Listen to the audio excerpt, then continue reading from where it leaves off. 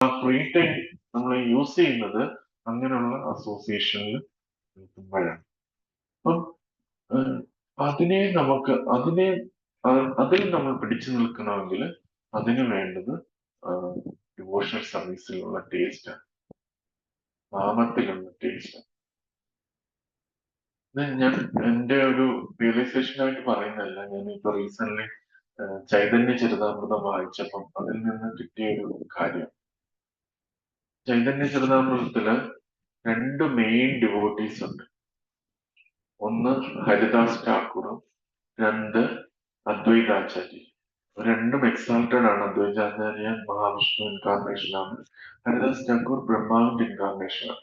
പക്ഷെ അവരുടെ ആ എക്സാൽട്ടഡ് പൊസിഷൻ മാറ്റി വെച്ചിട്ട് നമ്മൾ അവരുടെ ലൈഫിനെ പഠിച്ചു നോക്കിക്കഴിഞ്ഞാൽ അവരെങ്ങനെ ആഹ്, ഈ ഗുണങ്ങളുടെ സ്വാധീനത്തിൽ നിന്ന്, അവര് ഓൾറെഡി ഗുണത്തിന്റെ ഉപരിയാണ്, പക്ഷെ അവര് നമുക്ക് കാണിച്ചു തരും എങ്ങനെ അവർക്കും മറികടക്കാൻ പറ്റുന്നു എന്നുള്ള കാര്യം അവർ കാണിച്ചു തരും.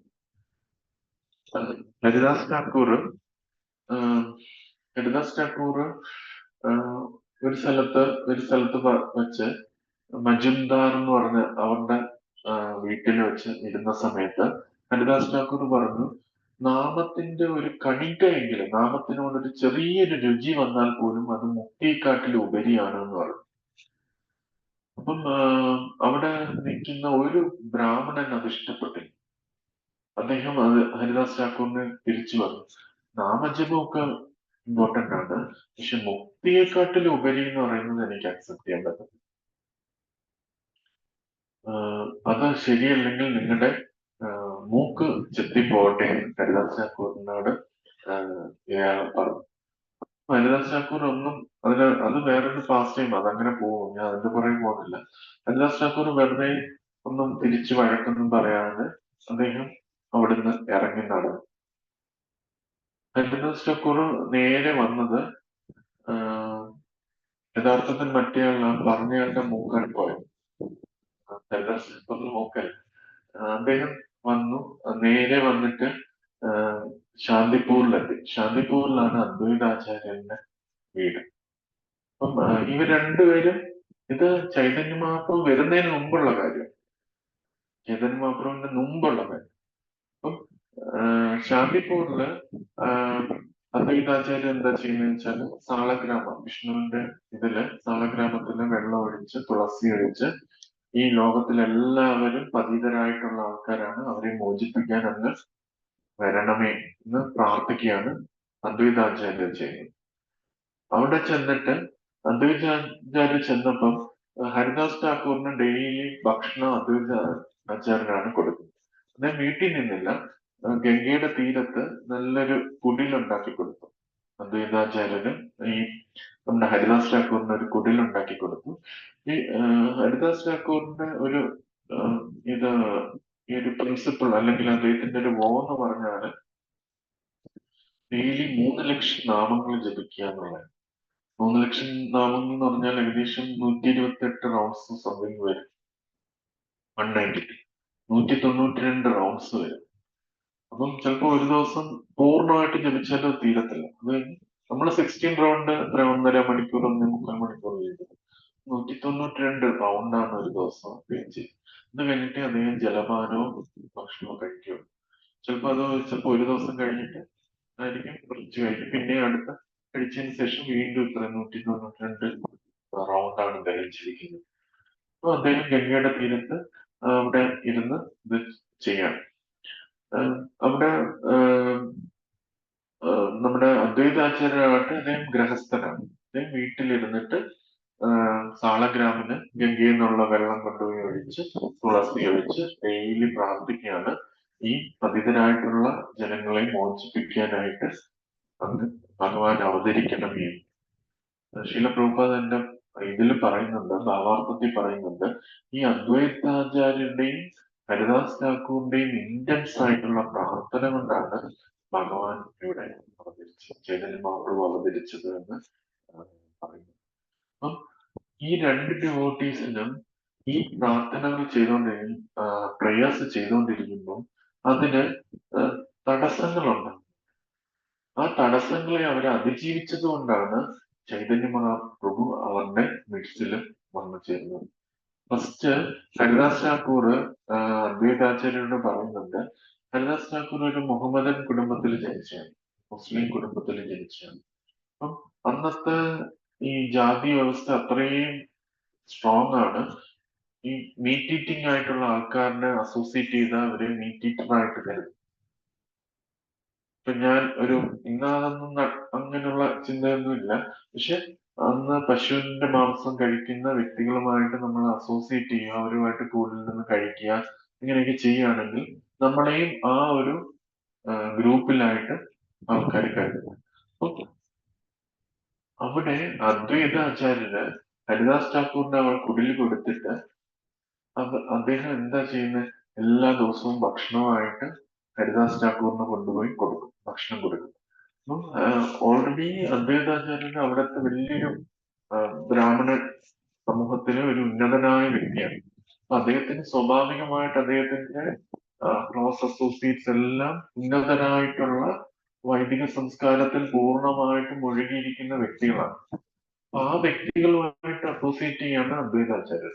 ആ അദ്വൈതാചാര്യരാണ് ഭക്ഷണം കൊണ്ടുപോയി ഡെയിലി ഹരിദാസ് ഠാക്കൂറിന് കൊടുക്കുന്നത്. സ്വാഭാവികമായിട്ട് അദ്ദേഹത്തിന്റെ അസോസിയേറ്റ്സ് അദ്ദേഹത്തിന് എഗൻസ്റ്റ് ആയിട്ട് വരും. അദ്ദേഹം ഒരു ഔട്ട്കാസ്റ്റ് ആയിട്ട് ചിന്തിച്ചു. അപ്പം ഇത് ഈ ഒരു സംശയം ഹരിദാസ് ഠാക്കൂർ അദ്വൈതാചാര്യോട് പറയുന്നുണ്ട്. എന്റെ അടുത്ത് വന്ന് ഇങ്ങനെ അസോസിയേറ്റ് ചെയ്താൽ അങ്ങക്ക് ബാക്കിയുള്ള അങ്ങയുടെ സുഹൃത്തുക്കളും എല്ലാം നഷ്ടപ്പെടും എന്ന് പറയുന്നു. പക്ഷെ അവിടെ അദ്വൈതാചാര്യർ പറയുന്നുണ്ട്, ഞാൻ ശാസ്ത്രങ്ങൾ പറയുന്നതേ ചെയ്യുന്നു, ശാസ്ത്രത്തിൽ എന്താണ് പറയുന്നത് ഞാൻ ചെയ്യുന്നത്.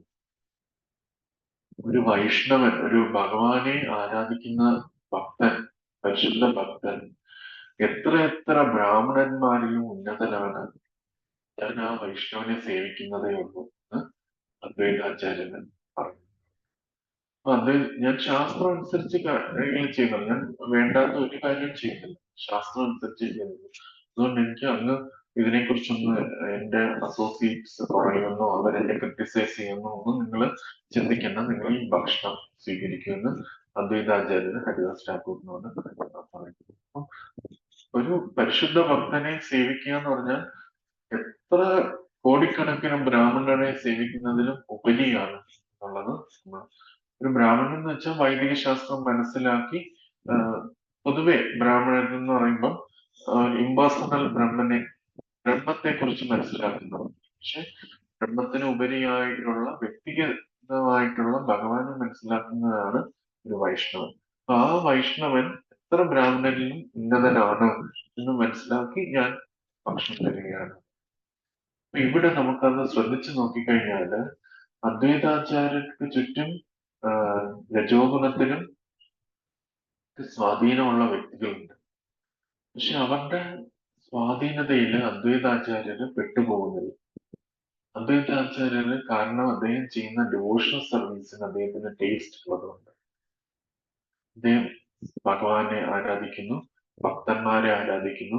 അതിൽ അദ്ദേഹത്തിന് അനുവർജനീയമായിട്ടുള്ള രുചി അനുഭവപ്പെടുന്നത് കൊണ്ട് ഈ രജോഗുണത്തിലും രജോഗുണത്തിന് സ്വാധീനതയുള്ള അദ്ദേഹത്തിന്റെ അസോസിയേറ്റ്സ് എന്ത് സ്വാധീനം ചെലുത്തിയാലും അദ്ദേഹത്തിന് പറ്റാവുന്നു. അപ്പൊ അവിടെ ഇരിക്കുന്ന സമയത്ത് ഇത് അദ്വൈതാചാര്യരുടെ കാര്യം. ഹരിദാസ് ഠാക്കൂറിന് എന്താ സംഭവിച്ചതെന്ന് വെച്ചാൽ അദ്ദേഹം ആ ഗംഗാതീരത്തിരുന്ന് ജപിച്ചുകൊണ്ടിരിക്കുകയാണ്. ഹരിദാസ് ഠാക്കൂറിന്റെ അടുത്ത് രണ്ട് സ്ത്രീകൾ വരുന്നു. ഫസ്റ്റ് ഒരു സ്ത്രീ വരുന്നത് ഒരു ഇതിന് മുമ്പുള്ള കാര്യം. ഇത് സെക്കൻഡ് ടൈമിൽ മറ്റൊരു സ്ത്രീയും കൂടെ വരുന്നത്.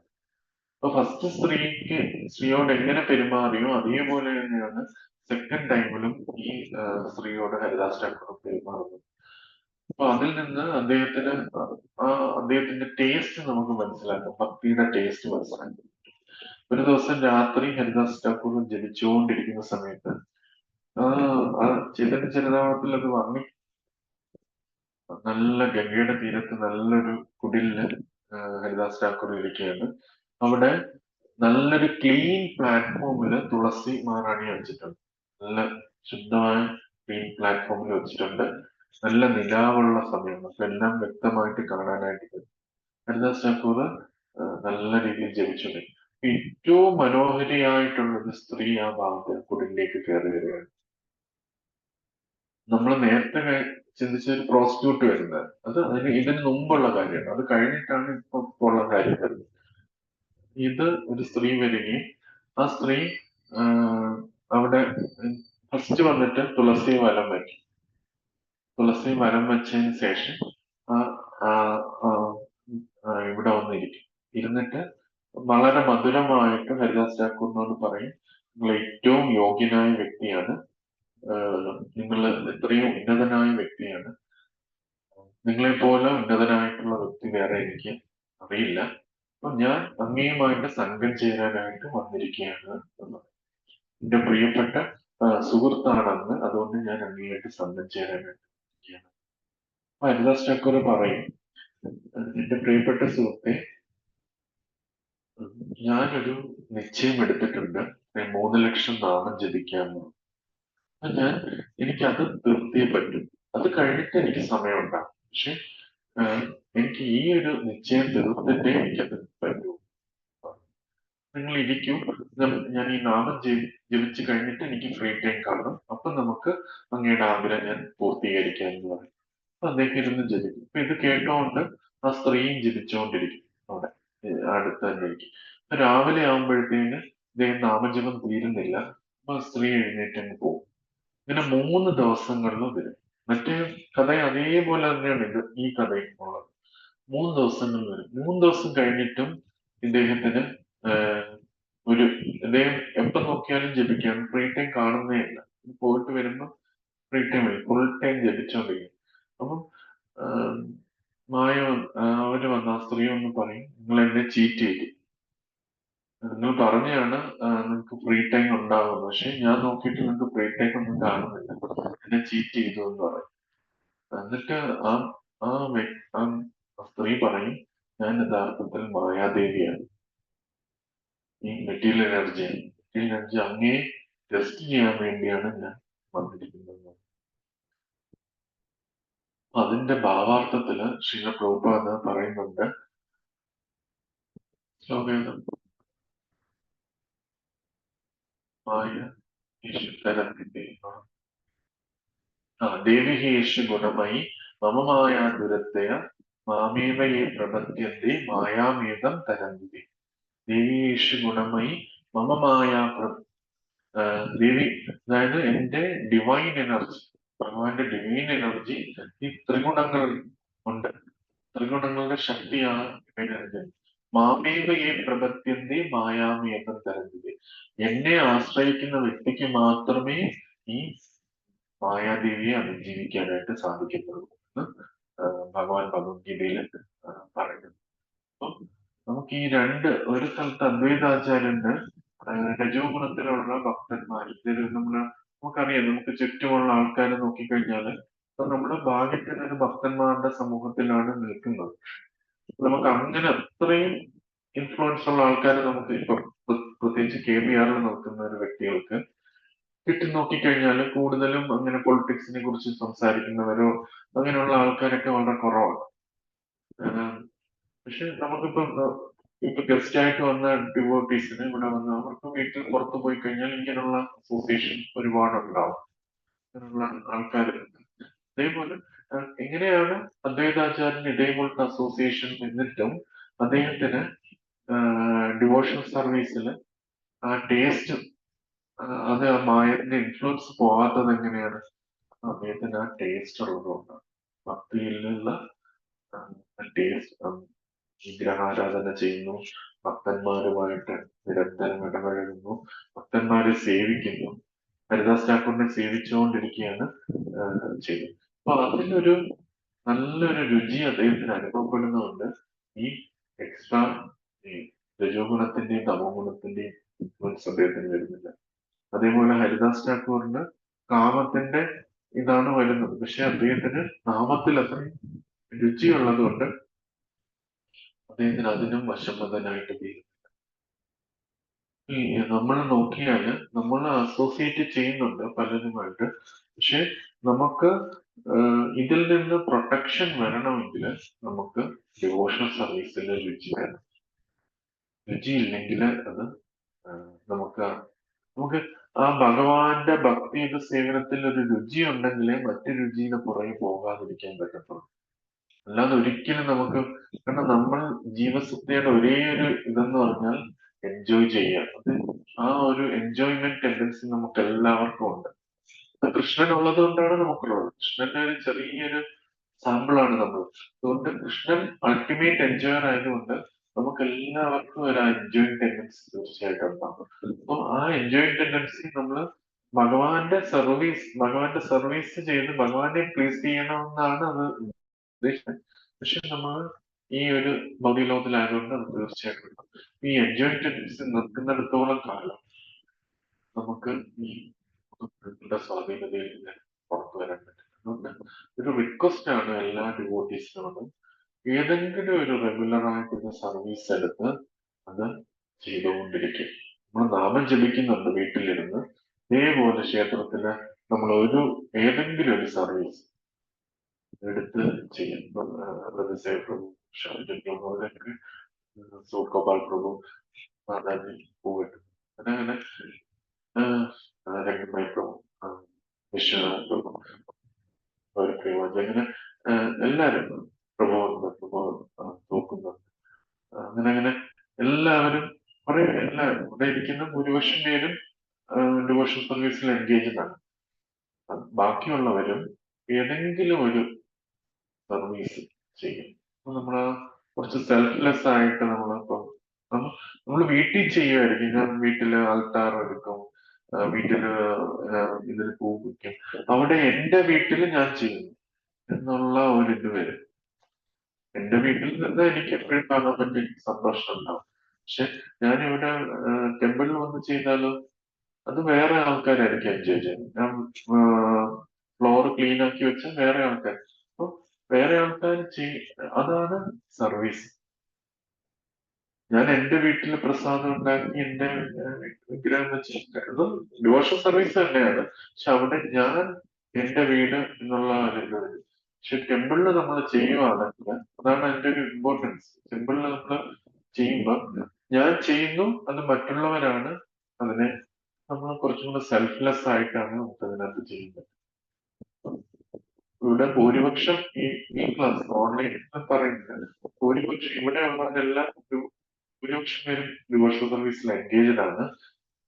അവര് ചെയ്യുന്നത് ക്രമേണ കൂട്ടാനായിട്ട് ശ്രമിക്കും. പിന്നെ ചെയ്യാത്തവർ, ഇപ്പൊ ചെയ്യാൻ ഒരു റെഗുലർ സർവീസ് ഇല്ലാത്തവര് അത് ഏതെങ്കിലും എടുത്ത് ചെയ്യും. സൺഡേ ആണെങ്കിൽ സൺഡേ ഏതെങ്കിലും ഒരു സമയത്ത് എന്തെങ്കിലും ചെയ്തുകൊണ്ടിരുന്ന് നമുക്ക് കുറെ അത് ചെയ്യുമ്പോൾ ഒരു സന്തോഷം കിട്ടും. നമുക്ക് നഷ്ടപ്പെടുത്താൻ തോന്നത്തില്ല.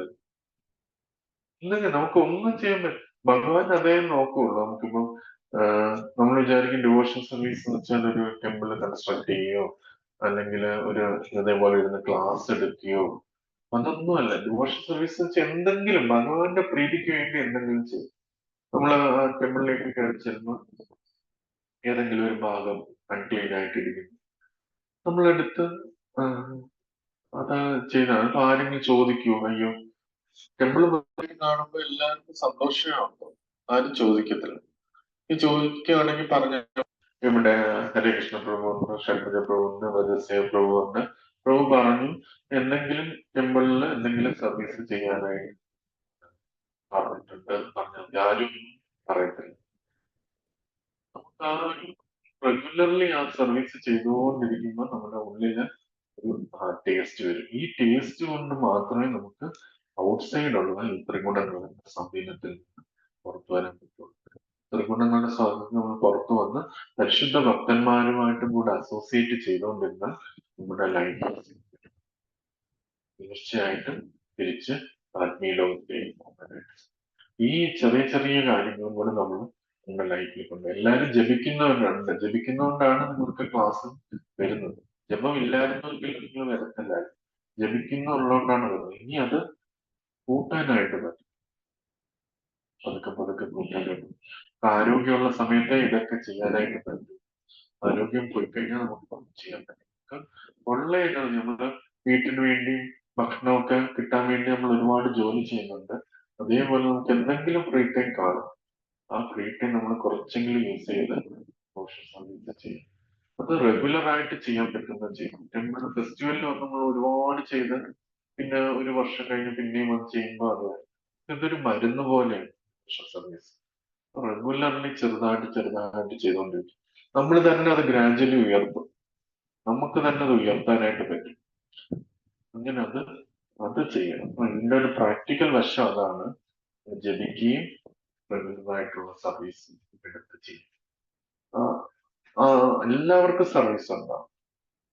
ആർക്കും നമ്മൾ ഇങ്ങനെ എനിക്ക് സർവീസ് കിട്ടിയില്ല എന്ന് ഒരു പരാതി അവിടെ ഉണ്ടാകത്തില്ല. എല്ലാവർക്കും എന്തെങ്കിലും ഒരു സർവീസ് അവിടെ ചെയ്യാനായിട്ട്. നമ്മുടെ സർവീസ് ചെയ്യുമ്പോൾ ഉദ്ദേശം എന്താ? ഞാനിത് ചെയ്തു ഒരു ഇതല്ല. ഞാൻ ക്ഷേത്രത്തിൽ വന്ന് ഈ സർവീസ് ചെയ്യുമ്പോൾ ഞാനൊരു വിഗ്രഹത്തിനെ ആരാധിക്കുകയാണെങ്കിലും ഭക്ഷണം പാകം ചെയ്യുകയാണെങ്കിലും റൂം തൂക്കുകയാണെങ്കിലും എന്തും നമ്മുടെ ഉദ്ദേശം എന്താണ്?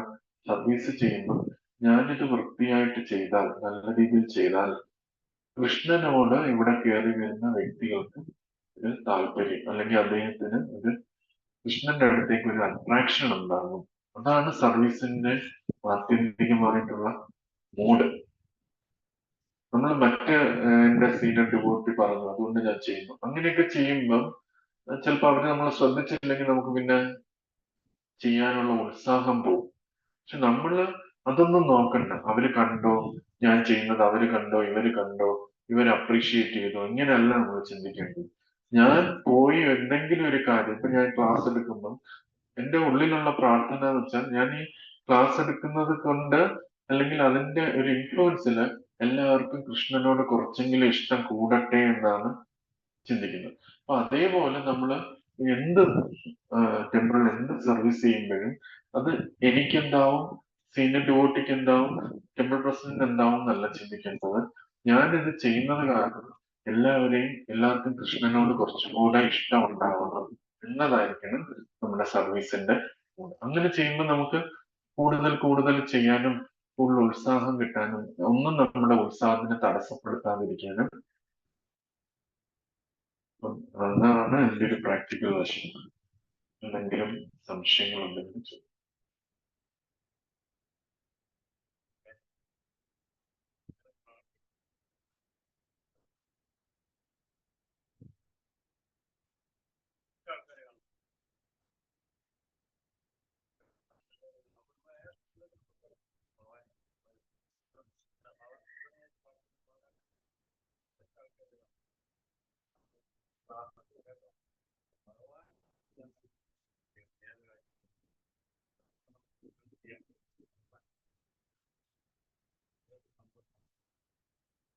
കറക്റ്റാണ് ബ്രോ പറഞ്ഞത്. ഭൂരിപക്ഷം ആൾക്കാരും ക്ഷേത്രത്തിൽ പോകുമ്പോൾ എന്നെ കാത്തു രക്ഷിക്കണേ, എന്റെ കുടുംബത്തെ കാത്തു രക്ഷിക്കണേ, എനിക്ക് അസുഖങ്ങളൊന്നും ഉണ്ടാവരുത്, എന്റെ മക്കൾക്ക് അസുഖമൊന്നും ഉണ്ടാവരുത്, ഇങ്ങനെയാണ് എല്ലാവരും പ്രാർത്ഥിക്കുന്നത്. ഒരു തരത്തിലൊരു ബിസിനസ് മെന്റാലിറ്റി ആണ്. അത് നല്ലതാണ്. മറ്റ് അമ്പലത്തിലോ ഒന്നും പോകാത്ത ആൾക്കാരെ സംബന്ധിച്ചിടത്തോളം അത് നല്ലതാണ്. പക്ഷെ അതൊരു ബിസിനസ്സാണ്. നമ്മൾ ഭഗവാന്റെ അടുത്ത് പോയി നമ്മൾ പോലീസ് സ്റ്റേഷനിൽ പോയിട്ട് ഞാൻ ഒരു ടൂറിന് പോവുകയാണ്, എന്റെ വീടൊന്ന് കാത്തു രക്ഷിക്കണേ എന്ന് പറയുന്നത് പോലെ നമ്മൾ അമ്പലത്തിൽ പോയിട്ട് ഭഗവാനോട് പ്രാർത്ഥിക്കുകയാണ് ചെയ്യുന്നത്. പോലീസുമായിട്ടുള്ള ഒരു ബിസിനസ് പോലെ നമ്മൾ ഭഗവാനുമായിട്ട് ഇത് ചെയ്യാം. പക്ഷെ നമ്മള് യഥാർത്ഥത്തിൽ ഭഗവാനെ സന്തോഷിപ്പിക്കണമെങ്കിൽ നമ്മൾ ഭഗവാനെ എനിക്ക് അങ്ങേ സേവനം ചെയ്യാൻ പറ്റണമേ, അങ്ങേ സന്തോഷിപ്പിക്കാൻ എനിക്ക് പറ്റണമേ എന്ന് വേണം നമ്മൾ പ്രാർത്ഥിക്കാൻ. ഭഗവാൻ ഓട്ടോമാറ്റിക്കലി നമ്മളെ കെയർ ചെയ്യുന്നുള്ളൂ. നമ്മൾ എക്സ്ട്രാ വേറെ ഒന്നും പ്രാർത്ഥിക്കേണ്ട ആവശ്യം. പരിശുദ്ധ ഭക്തിക്ക് വേണ്ടി പ്രാർത്ഥിക്കുന്നതാണ് ഏറ്റവും ഉത്തമമായിട്ട്.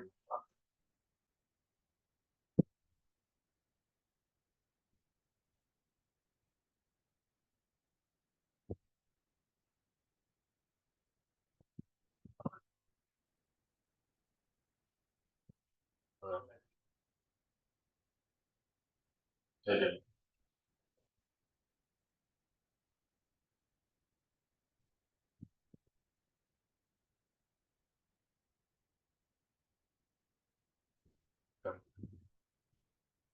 മറ്റെന്തെങ്കിലും ചോദ്യങ്ങൾ?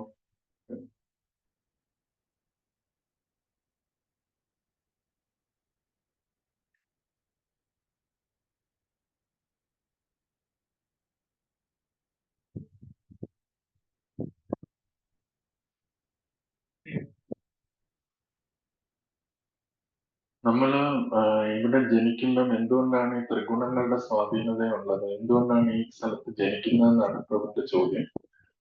നമ്മള് ഭഗവാനെ മറക്കണം എന്ന് ആഗ്രഹിച്ചുകൊണ്ടാണ് നമ്മളെല്ലാരും ഇവിടെ വന്നത്. നമ്മളെല്ലാം ആത്മീയ ലോകത്തുള്ളവരാണ്. ഭഗവാനെ മറക്കണം എന്നുള്ള ആഗ്രഹം കൊണ്ടാണ് ഇവിടെ വന്നത്. സ്വാഭാവികമായിട്ട് ഭഗവാനെ മറക്കണം എന്നുണ്ടെങ്കിൽ ഞാൻ ആത്മാവാണ് എന്നുള്ള ബോധം ഉണ്ടെങ്കിൽ മറക്കാൻ പറ്റും. ഞാൻ ആത്മാവാണെന്ന് ഉറപ്പായിട്ട് ഭഗവാന്റെ അംശമാണ് ഞാൻ. തീർച്ചയായിട്ടും ഭഗവാനെ ഞാൻ സേവിക്കണം എന്നുള്ള മൂഡ്. പക്ഷെ ആ ഭഗവാനെ സേവിക്കണം എന്നുള്ളത് മറക്കാൻ ആഗ്രഹിച്ചിട്ടാണ് നമ്മളെല്ലാം ഈ ഭൗതിക ലോകത്തിൽ വന്നത്. സ്വാഭാവികമായിട്ടും ഞാൻ ഈ ശരീരമാണെന്ന് ചിന്തിച്ചാൽ മാത്രമേ അങ്ങനെയുള്ള ഒരു മനോഭാവത്തിൽ വരാൻ പറ്റുള്ളൂ. അതുകൊണ്ടാണ് ത്രിഗുണങ്ങൾ അതിനുവേണ്ടിയാണ് ഇവിടെ ത്രിഗുണങ്ങളൊക്കെ ഇല്ല. അതിന്റെ സ്വാധീനത്തിൽ നമ്മൾ ഈ ശരീരമാണ്, ഞാൻ ഡോക്ടറാണ്, ഞാൻ എഞ്ചിനീയറാണ്, ഞാൻ സ്റ്റുഡന്റ് ആണ് എന്നൊക്കെ നമ്മൾ അങ്ങനത്തെ ഒരു ഡെസിഗ്നേഷൻ, അങ്ങനത്തെ ഉള്ള ഐഡന്റിറ്റി എടുത്തു വച്ചിരിക്കുകയാണ്. നമുക്ക് ഈ ഭക്തന്മാര് നമ്മളെ നിരന്തരം പറഞ്ഞ് ഭഗവാനെ സേവിക്കുന്നതാണ് ഉത്തമം എന്ന് മനസ്സിലാക്കുന്നു. നമ്മൾ ആ ജപമൊക്കെ കണ്ടിന്യൂ ചെയ്യുന്നു. നമ്മൾ യഥാർത്ഥത്തിൽ ആത്മാവാണ് എന്നുള്ള ബോധത്തിലേക്ക് വന്നു.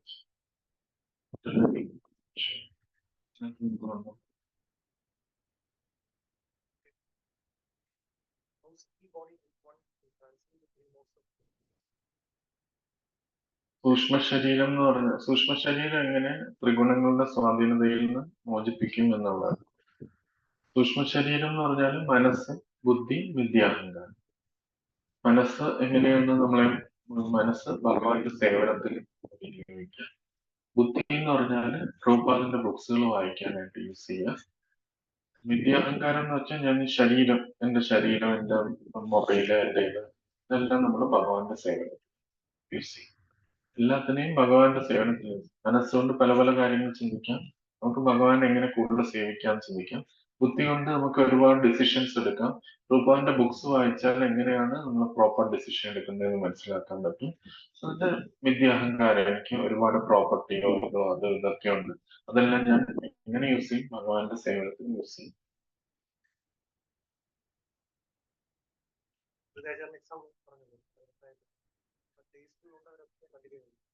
നമ്മളെ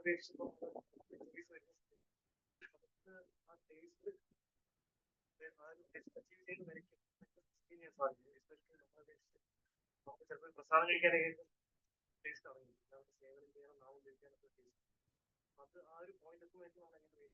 നമ്മുടെ ചോദ്യം നല്ലൊരു ചോദ്യമാണ്. നമുക്ക് ആ ടേസ്റ്റ് ഉണ്ടെങ്കിലേ ഈ ത്രിഗുണങ്ങളുടെ സ്വാധീനത്തിൽ നിന്ന് വരാൻ പറ്റുള്ളൂ. പക്ഷെ ഉടനടി ആ ടേസ്റ്റ് വരത്തില്ല. അപ്പൊ നമുക്ക് എങ്ങനെ അതിനെ സസ്റ്റെയിൻ ചെയ്യാൻ പറ്റും എന്നാണ് ചോദിച്ചത്. അതിനാണ് സ്പിരിച്വൽ മാസ്റ്റർ, ആധ്യാത്മിക ഗുരുവും ടെമ്പിൾ പ്രസിഡന്റും GBCയും ഒക്കെ പ്രഭുപാദ് നമുക്ക് തന്നിട്ടുള്ളത് അതിനു വേണ്ടിയാണ്. അവര് നമുക്ക് നിർദ്ദേശങ്ങൾ തരും. നമുക്ക് രുചിയില്ലെങ്കിലും അത് നമ്മൾ കണ്ടിന്യൂ ചെയ്യും. ക്രമേണ ആ രുചി വന്നു ചേരും. നമ്മൾ പ്രോപ്പർ പ്രോസസ്സിലൂടെ പോകുന്നു. അവരുടെ നിർദ്ദേശങ്ങൾ നമ്മളൊക്കെ ഹെൽപ്പ് ചെയ്യും. ആ നിർദ്ദേശങ്ങൾ നമ്മൾ ഉറച്ചു നിൽക്കും. നമ്മൾ ചെയ്തുകൊണ്ടിരുന്ന ക്രമേണ രുചി വന്നു.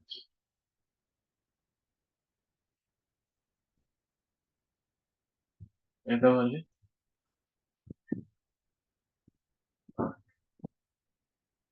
വരത്തുള്ളൂ. ഡിവോഷൻസ് നമ്മൾ ജപിക്കുമ്പോൾ നമ്മൾ ഭഗവാനോട് പ്രാർത്ഥിക്കും. ജപത്തിന്റെ മീനിങ് തന്നെ കൃഷ്ണ എനിക്ക് ഡിവോഷണൽ സർവീസ് തരണമേ എന്നാണ്. അപ്പം ഭഗവാൻ തരും. ജപിക്കുന്ന ഒരു വ്യക്തിക്ക് ഡിവോഷണൽ സർവീസ് തരും. പക്ഷെ അത് എടുക്കണം നമ്മൾ. അല്ല നമ്മൾ എപ്പോഴും കൃഷ്ണനോട് ഡിവോഷണൽ സർവീസ് തരൂ എന്ന് പറഞ്ഞിട്ട് നമ്മൾ ഡിവോഷണൽ സർവീസ് എടുക്കുന്നില്ലെങ്കിൽ എന്തെങ്കിലും ഒരു സർവീസ് ആഴ്ചയിൽ ഒരിക്കലെങ്കിലും എന്തെങ്കിലും ഒരു സർവീസ്. വ്രജസേവ പ്രഭു കണ്ടില്ല, അദ്ദേഹം ശനിയാഴ്ച വന്ന് അദ്ദേഹം പ്രഭുപാദിനെ ഡ്രസ് ചെയ്യും. പിന്നെ അദ്ദേഹം എപ്പം പ്രസാദം വിളമ്പിയാലും അദ്ദേഹം ആദ്യം വന്ന് എല്ലാവർക്കും വിതരണം ചെയ്യും. അത് സർവീസാണ്. എന്നിട്ട് അവസാനം അദ്ദേഹം കഴിക്കത്തുള്ളൂ. നമ്മൾ പോകുമ്പം എന്തെങ്കിലുമൊക്കെ നമുക്ക് കാണും ചെയ്യാനായിട്ട്. പക്ഷെ അത് എപ്പോഴും ഇപ്പൊ നമ്മളൊരു തീരുമാനിച്ചു പോകരുത്. ഞാനൊരു നമ്മുടെയാണ്. ആ നമ്മള് അതനുസരിച്ച് ഇതാവണം. ഇപ്പം നമ്മളിപ്പം കുക്ക് ചെയ്യാന്ന് പറഞ്ഞുകൊണ്ടായിരിക്കും ഇന്ന് പോകുന്നത്. പക്ഷെ പറയുകയാണ് മാതാജി അവിടെ പോയി ആ കൗണ്ടറിൽ ഇരിക്കും എന്ന് പറയുമ്പോൾ അത് നമ്മൾ അഗ്രി ചെയ്യണം. ഞാൻ കുക്കേ ചെയ്യത്തുള്ളൂ, കുക്കിംഗ് സർവീസേ ഞാൻ ചെയ്യുള്ളൂ, അങ്ങനെ ചിന്തിക്കണം. അവിടെ ഡു ദ നീഡ്ഫുൾ. എന്താണ് അപ്പ ക്ഷേത്രത്തിന് ആവശ്യം അതായിരിക്കും അവർ പറയുന്നത്. അപ്പൊ നമ്മള് ഇതേ ചെയ്യുമെന്ന് പറയുമ്പോ പ്രോപ്പർ ആവത്തില്ല. ചെയ്യാം. അവര് പറയുന്ന അനുസരിച്ച് നമ്മൾ ചെയ്യാം. അതാണ് ഏറ്റവും പ്രോപ്പർ ആയിട്ട് ചെയ്യാൻ. നമ്മൾ ഫ്ലെക്സിബിൾ ആയി കൊടുക്കുക. അവര് അതനുസരിച്ച് നമ്മളത് ചെയ്യണം. ഗ്രന്ഥരാജ് ഭഗവത്ഗീത കീ ജയ്. ശീല പ്രഭുപാദ് കീ ജയ്. അനന്തകോടി വൈഷ്ണവ കീ ജയ്. ഇന്ന് നമുക്ക് പ്രസാദം തന്നിരിക്കുന്നത് ഹർദേസ് അമല മാതാജിയാണ്. മാതാജിക്കും ഫാമിലിക്കും ഒക്കെ ഡിവോഷണലി അഡ്വാൻസ് ചെയ്യാൻ വേണ്ടി നമുക്ക് എല്ലാവർക്കും 3 വട്ടം ഹരേ കൃഷ്ണ മഹാമന്ത്രം. ഹരേ കൃഷ്ണ കൃഷ്ണ കൃഷ്ണ ഹരേ ഹരേ, ഹരേ രാമ രാമ രാമ ഹരേ ഹരേ, ഹരേ കൃഷ്ണ കൃഷ്ണ കൃഷ്ണ ഹരേ ഹരേ, ഹരേ രാമ രാമ രാമ ഹരേ ഹരേ, ഹരേ കൃഷ്ണ കൃഷ്ണ കൃഷ്ണ ഹരേ ഹരേ, ഹരേ രാമ രാമ രാമ ഹരേ ഹരേ. ഇന്നൊരു യാത്ര പോകുന്നുണ്ട് ജഗസാക്ഷി പ്രഭു. അപ്പം ഒരു നല്ലൊരു ഓപ്പർച്യൂണിറ്റിയാണ്. മാതാജി ഒന്ന് ജസ്റ്റ് ഒന്ന് പറയൂ. മധുരയില് നമുക്ക് 108 ദിവ്യ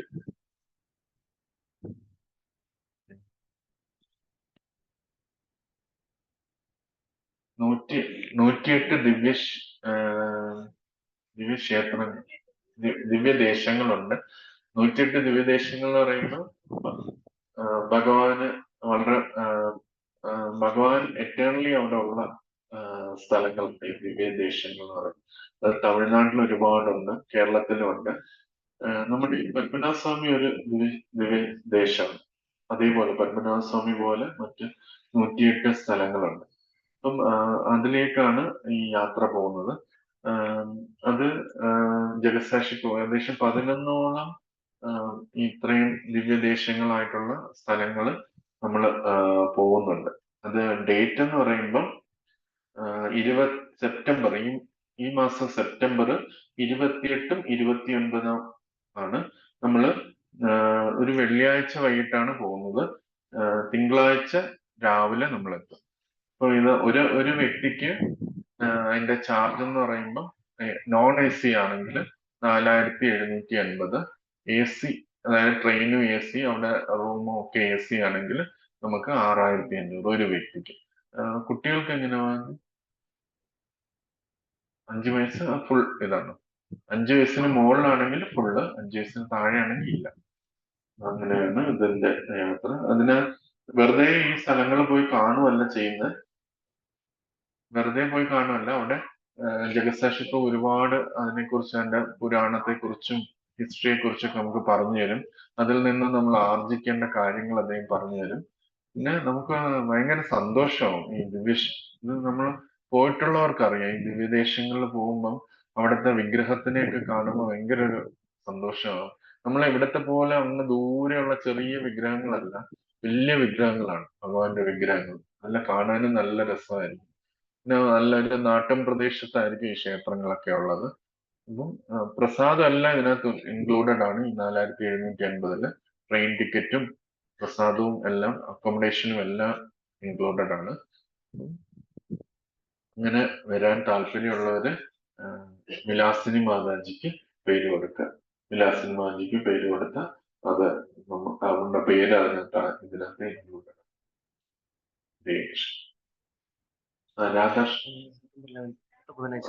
11-ാം തീയതി ബുധനാഴ്ച, അടുത്ത ബുധനാഴ്ച ഇവിടെ ക്ലാസ് ഉണ്ടാവത്തില്ല. രാധാഷ്ടമിയാണ്. രാധാറാണിയുടെ ആവിർഭാവ ദിനം.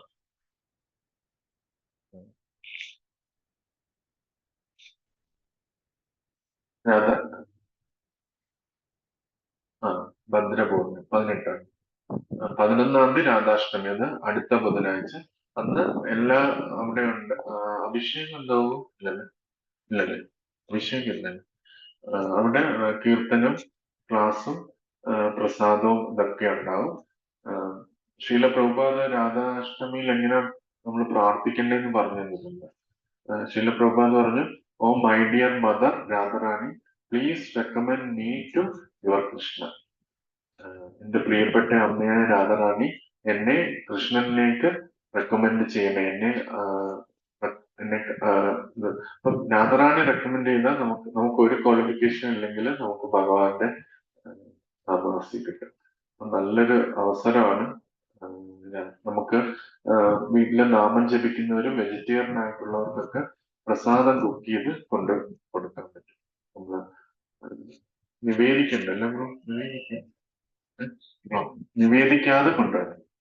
നമ്മള് കുക്ക് ചെയ്തിട്ട് ചെറിയ ബോക്സിലാണ്, നിവേദിക്കാതെ നമുക്ക് അവിടെ ഏൽപ്പിച്ചാൽ മതിയാവും. 5 മണി 5:30 ആകുമ്പോൾ ഏൽപ്പിച്ചാൽ മതിയാവും. അതെല്ലാം നമ്മള് ഓഫറിങ് എടുക്കും. അതാണ്. അപ്പൊ എല്ലാരും അതില് പങ്കെടുക്കുക. നമുക്ക് ഒരുപാട് മേഴ്സി കിട്ടുന്ന ഒരു ഫെസ്റ്റിവലാണ്. അപ്പൊ എല്ലാരും അത് ഹരേ കൃഷ്ണ. ഭദ്രപൂർണിമ എന്ന് പറയുമ്പോൾ 18-ാം തീയതിയാണ്. ഭദ്രപൂർണിമയുടെ ശ്രീമദ് ഭാഗവതത്തിൽ പറയുന്നുണ്ട്, ഏതൊരു വ്യക്തിയാണ് ശ്രീമദ് ഭാഗവതം ആ ദിവസം ദാനം ചെയ്യുന്നത് അവർക്ക് ആത്മീയ ഗ്രഹത്തിലേക്ക് പോകാനായിട്ട് സാധിക്കും എന്നുള്ളത്. ഇവിടെ എല്ലാവരുടെയും ഭാഗവതം ഉണ്ട്, എല്ലാവരുടെയും ഉണ്ട്, എല്ലാ വീട്ടിലും ഉണ്ട്.